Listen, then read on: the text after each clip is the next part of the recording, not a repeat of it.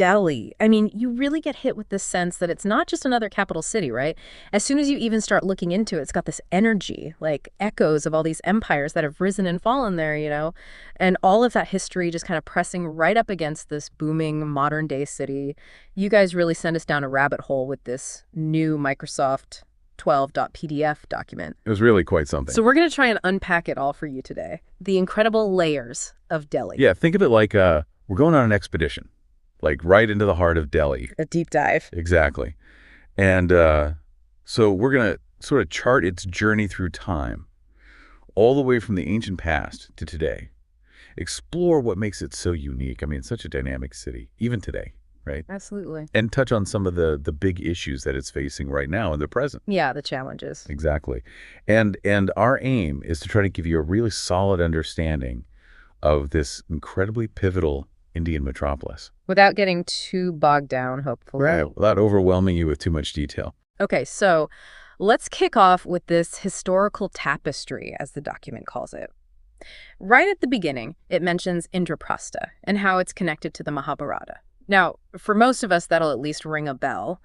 But it's worth remembering that we're talking about, like, really ancient stuff here, like the very bedrock of Indian mythology, right? Yeah, it's fascinating, isn't it? I mean, just that early mention of Indraprastha right out of the gate, it just places Delhi within this unbelievably long historical arc. Yeah, thousands of years. Yeah, I mean, this was a site of significance even way back then in those ancient stories, right? Yeah. And it really gets at this persistent idea of this location as a center of power. And while, the archaeological evidence is still sort of coming together, it's clear that the cultural memory is very much alive. It's undeniable, yeah. And then the story kind of really picks up pace when you have all these successive ruling powers coming in, the Tomars, the Chauhans, then the Delhi Sultanate, which the document really points to as being this turning point. And it highlights the Qutb Minar as this very early, very visible symbol of that period of Islamic rule. You know what's amazing? Just thinking about how long that structure has been there, dominating the skyline. It is pretty mind-blowing. It is. What's interesting is, the arrival of the Qutb Minar wasn't just like, oh, we have a new ruler now. Yeah. It actually, fundamentally changed how architecture looked in the region. Yeah. Right? Blended the existing styles with these new Islamic influences. So it really was like a visual representation of a new era taking shape. And then the Delhi Sultanate that followed, they laid a lot of the groundwork in terms of how the whole region was governed, the architecture that flourished, even the kinds of ideas and cultures that were being exchanged there. Right. And setting the stage for, well, everything that comes next. Exactly. Then if we fast forward a few centuries, the Mughals arrive, and Shah Jahan in particular, he left his mark on Delhi in a big way, didn't he? I mean, the Red Fort, Jama Masjid, global icons, both of them, instantly recognizable. Yeah, Shah Jahan's right. That was a real high point for Mughal architecture. Yeah. With that focus on symmetry and just sheer grandeur and the use of all that white marble, it's just stunning. He essentially redesigned huge parts of Delhi. And those monuments, they're just, you think about the Red Fort, how imposing it is, and then the Jama Masjid, just this massive structure. Yeah. It just speaks volumes about how wealthy the empire was, how far its reach extended, and their just incredible artistic ability. Yeah. And they continue to really define what Delhi is, even today. But the story doesn't end there, obviously. The British Empire arrives on the scene, and then in 1911, Delhi is, once again, declared the capital. And that leads to the creation of New Delhi under the vision of Sir Edwin Lutyens. Now, that's a totally different look, isn't it? Yeah. It's much more planned out, more deliberate, compared to the older parts of the city, which feel much more organic. Right. That's a really good point. When the British took control and New Delhi was established, that was another seismic shift in the city's history. And you can see it in the architecture. Lutyens' designs, with those wide avenues and those huge government buildings, I mean, it really reflects the ambitions of the British Empire at that time. And it creates this really stark contrast with the older parts of Delhi. Yeah, old Delhi. Exactly, with all those narrow, winding streets. It's almost like walking through different centuries, Yeah, absolutely. And then finally, India achieves independence in 1947, and Delhi solidifies its place as the capital of this new nation. It becomes this real political and administrative powerhouse, which we see today. What a journey, right? It is. It's really remarkable. I mean, from those ancient beginnings to what it is now, Delhi has this incredible story of resilience and adaptation. Every period of its history has added something to it. Layered on its own identity. Yeah, exactly. And it's all contributed to this really rich and complex character that you see in Delhi today. Okay, so we've traveled through time. Let's get a sense of where we are geographically. The document places Delhi in northern India, along the banks of the Yamuna River, which, from a historical perspective, makes perfect sense. Yeah, being near a water source was crucial. Absolutely essential. And that strategic location on the Yamuna has been absolutely key throughout Delhi's history. It provided water, obviously, but also this vital artery for trade and transportation. And the document mentions its size, too. It's a sprawling 1,484 square kilometers. Huh. So you really get a sense of scale there. Yeah, it's huge. And it's really important to remember that distinction between New Delhi, which was planned out so meticulously, and Old Delhi, that historic core. Yeah. That contrast is really key to understanding how the city is laid out. And then there's the climate, which seems pretty dramatic, actually. Yeah. Scorching summers, like over 45 degrees Celsius, and winters that can dip down near freezing. It's a massive swing in temperatures. Yeah, it is. It's classified as humid, subtropical, but also semi-arid. Mm-hmm. And that explains those big temperature swings, really. Mm. And then there's the monsoon season from July to September, Mm-hmm. which obviously brings much needed rainfall, Mm-hmm. but also intense humidity. What's interesting, though, is the document does point out that spring and autumn are much more pleasant, much more agreeable temperatures. Uh-huh. So, if you're thinking about visiting, maybe that's the time to go. It'd be much more enjoyable to wander around those historical sites without that intense heat bearing down on you. Oh, yeah, I can imagine. Definitely. Now, let's talk about what really brings Delhi to life, its culture and lifestyle. And the document uses the phrase melting pot, which seems pretty apt, given that there's this constant flow of people coming into the city from all over India. Yeah, and that flow of people has been happening for centuries. It's really a defining feature of Delhi. And it's created this incredibly rich mix of traditions and languages and customs. And it's not just that it's layered these things on top of each other. It's actually created these whole new hybrid traditions in food, music, language, Right. which you only find in Delhi. So it's a really dynamic urban identity, always evolving. And that vibrant mix is really on display during all the festivals, isn't it? Diwali, Eid, Holi, Christmas, Lohri, quite a diverse calendar. Yeah. And they're all celebrated with such enthusiasm across the city. It really emphasizes that inclusive nature of Delhi. Like, it's a place where all these different cultural threads come together to create something really special. Yeah. And language-wise, Hindi's the official language, Yeah. but English obviously plays a huge role too, especially in business and government. Mm-hmm. And then you've got Punjabi, Urdu. It must be this fascinating linguistic tapestry. It is. It directly reflects that diversity of the population we were talking about, And the fact that English is so prominent, it also shows that Delhi is a modern global city because it makes communication with the rest of the world so much easier. Yeah, absolutely. The document also points out this really interesting contrast between Old Delhi, with its traditional rhythms of life, steeped in its Mughal heritage, and then New Delhi, which is all sleek and modern with these huge towers and malls and a totally different energy. It's like two separate worlds existing side by side. It is. It's really interesting. Old Delhi has held on to so much of its historical character with those bustling bazaars and traditional crafts and just a pace of life that feels, I don't know, centuries removed from some parts of New Delhi. Yeah. And then New Delhi, with its modern infrastructure and its commercial centers, it really embodies those aspirations of this rapidly changing India. Yeah. And in some areas, it almost feels like, I don't know, like a Western city. Yeah. It's really fascinating. Mm-hmm. Now let's move on to the visual side of things, the major attractions that the document highlights. And this list really does show just how incredible Delhi's history is and also its modern energy.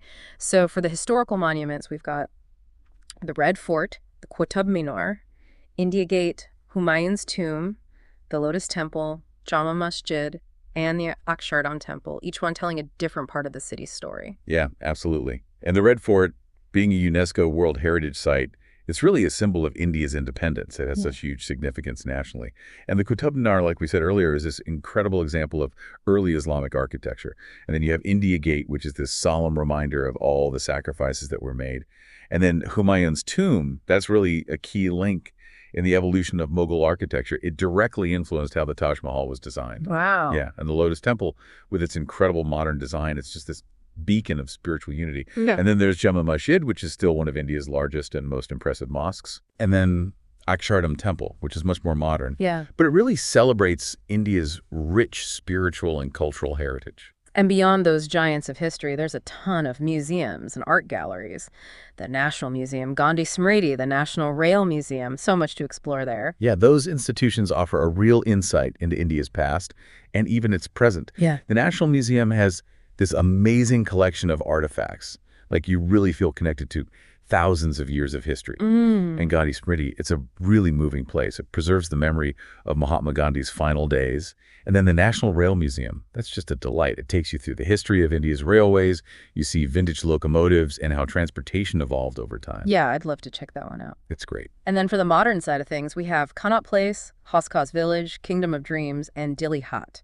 So something for everyone, it seems. Yeah, there really is. Connaught Place is still a major hub for shopping and dining and entertainment.